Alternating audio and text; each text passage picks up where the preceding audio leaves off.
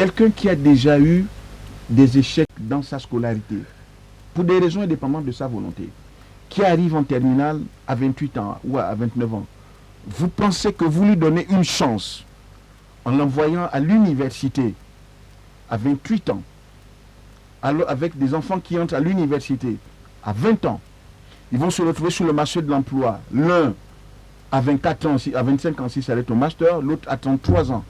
Vous pensez qu'il a une chance d'avoir un emploi relativement à quelqu'un qui arrive sur le marché de l'emploi à 25 ans?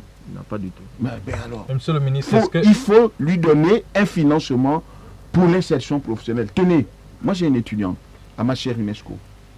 Je lui ai trouvé un stage à l'UNESCO dans le cadre de son Master Pro, espérant qu'après son Master Pro, elle soit embauchée dans une structure internationale. Vous savez ce qu'elle m'a dit?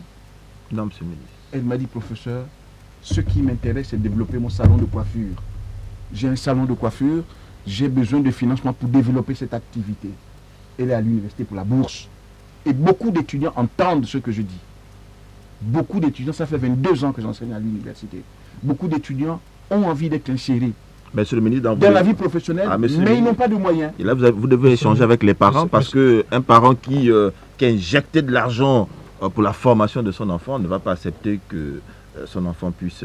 monsieur le ministre, mais l'enfant est majeur. S'il veut aller à l'université à 30 ans, il ira à l'université à 30 ans. Nous n'allons pas interdire aux enfants, aux gens qui ont le bac à 30 ans d'aller à l'université. Ce n'est pas de notre sort.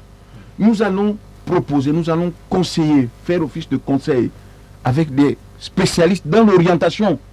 Comme ça se passe partout ailleurs en disant, en fonction de ton cursus, en fonction de ton âge, tu as des meilleures chances d'avoir un boulot si tu vas dans cette direction-là. Si tu vas aller dans une autre direction, tu y vas. Tu y vas. Nous n'allons pas interdire, nous n'avons pas les moyens d'interdire. Mais après, chacun prend ses responsabilités. Être homme, c'est être responsable. Il ne faut pas mentir aux enfants. Il ne faut pas mentir aux enfants. Donc, moi j'ai l'expérience d'enseignement à l'université. Je vois le taux d'échec. Hier, j'étais à Gamba.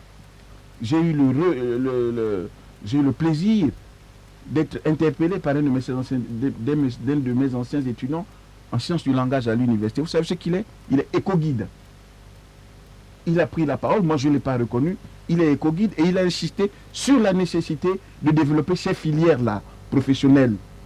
Il a perdu du temps en sciences du langage. Mon agent de sécurité, pareil. Ils ont été orientés à l'université par défaut. Il faut dire la vérité aux enfants. Dites la vérité aux enfants. Si vous commencez à être... Vous connaissez le taux de chômage, justement, du fait de cette mauvaise orientation ou de cette non-orientation?